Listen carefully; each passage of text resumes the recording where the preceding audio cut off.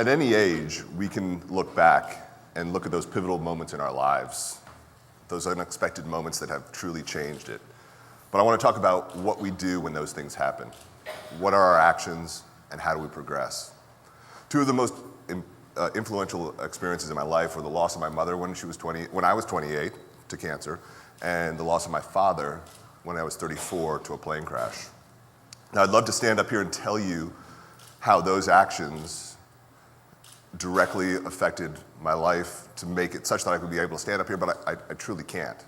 I can tell you that they made me love deeper, they made me care more, they made me appreciate moments as they were happening, but in truth, they also made me flippant about a multitude of things. One of them was work. Sure, I had successes. I had a real estate development company that I was building buildings around the greater Charlotte area. I was doing my charitable duties, and I was doing okay. But the reality is there was no purpose, there was no passion, there was no drive that made me get up in the morning. So much like others today, December of 2008, heart of the recession, and I'm trying to find what makes me get up in the morning, what makes me go to work, what makes me try to be a productive member of society. And lo and behold, at that time, MSN.com was my homepage, and they had an article about shipping container architecture. I exaggerated, it was 10 images of buildings that had been built out of shipping containers over the last couple of years.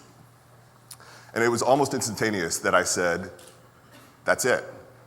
I'm gonna go build a raw bar, and I'm gonna live in Charleston, South Carolina, in the summers, and I'm gonna live in Florida in the winter. I'm gonna become an operator, and the recession will change, and we'll figure everything out. What else could you want? Drink beer, eat oysters, live at the beach. It works.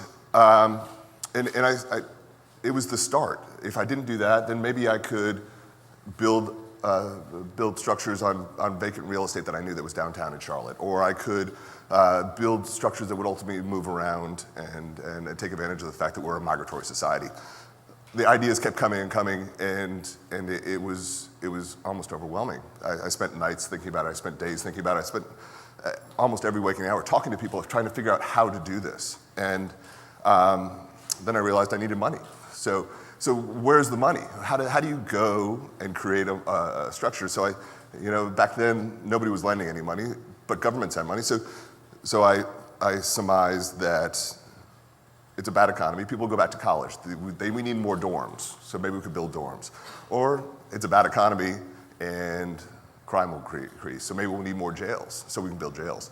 And then I had my second epiphany, which was, why would a municipality give me $1? I never owned a shipping container. I never modified a shipping container. There's no way out there would let me build a building.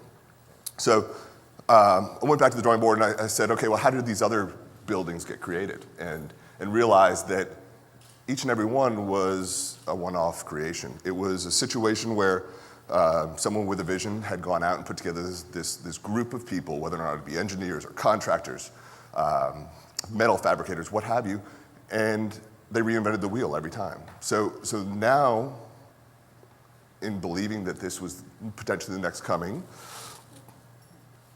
how do we do it better? So I decided to create a company that would be a design company, a fabrication company, and a logistics company, what we call a deploy. And very fortuitous, one of my contractors at that time, who had been building buildings with me, was about to lay off one of his superintendents and had an old shipping container in a field that was a mutual friend of ours. So over a matter of a couple of weeks, we cut out the side, we put hinges, we figured out how to make it transform into something that we could ultimately create. And that was the birth of Boxman Studios. Now fast forward 5 years, and on a daily basis, we create structures and communities for some of the major brands in the world, some of the biggest names that you've heard, and we tour them around the country.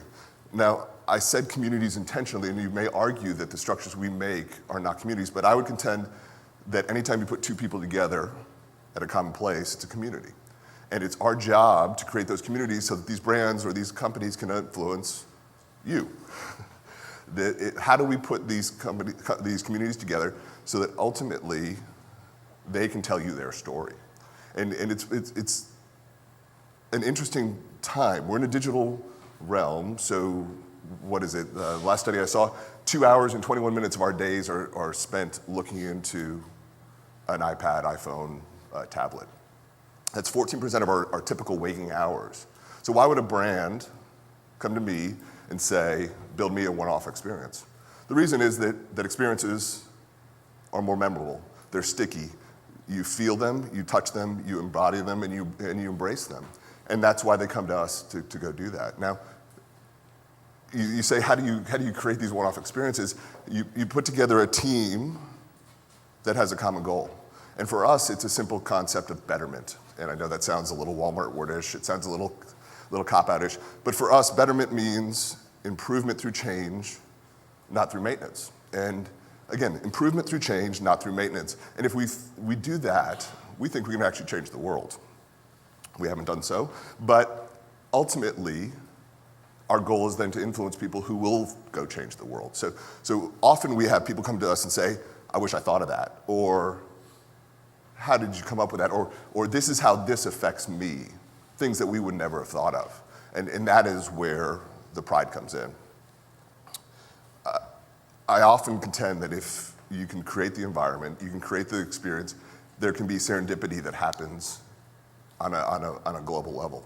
And I'll give two examples. I was in London 2 weeks ago. It was Friday afternoon. I was getting prepared for this conversation or this talk, and I was sitting in a restaurant called Muriel's. I was in South Kensington, again in the city of London in the country of England. And I was banging away at my computer. I was there for no less than 30 minutes, and I was sitting at a communal table. So shortly thereafter, a family of 3 come in and sit down next to me, husband, wife, and a 7-year-old daughter. And I continue to work, pay hardly any attention to them.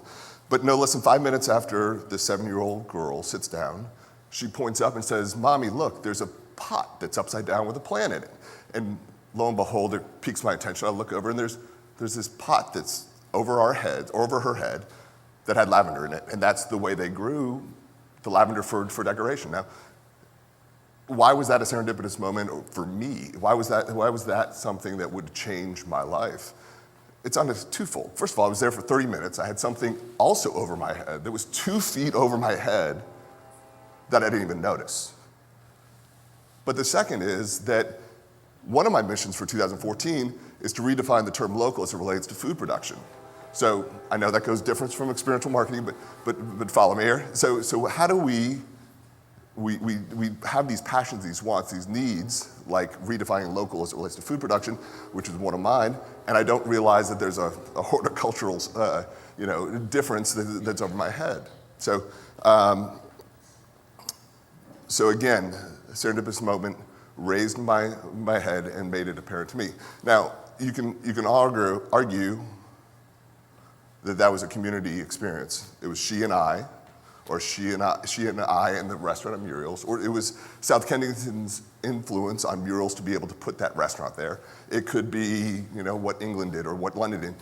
They're all a level of communities, and I contend that communities influence communities. Fast forward 2 days, just 2 days, sitting in my lobby of the hotel, sitting over a fireplace, enjoying an afternoon tea, and again, working on my computer.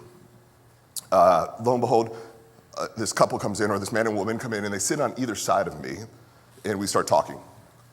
Pure small talk. He's from Hong Kong, she's from England, and we talk about what we do, why we're here, why we're traveling, and what have you. And they finally ask me what I'm doing with a computer on my lap, and I say I'm writing a TED Talk. And they light up, and they're like, oh my God, we both have given TED Talks on the big stage. His name is Gino Yu, and he's a well-known person as it relates to consciousness. And then she is a woman named Sholan, who created something called Chinesey, which allows people to better or more easily understand characters in the Chinese language. So why was this serendipitous to me? For me, Boxman Studios is intending to be, we're intending to expand Boxman Studios to 3 more continents in the next couple of years.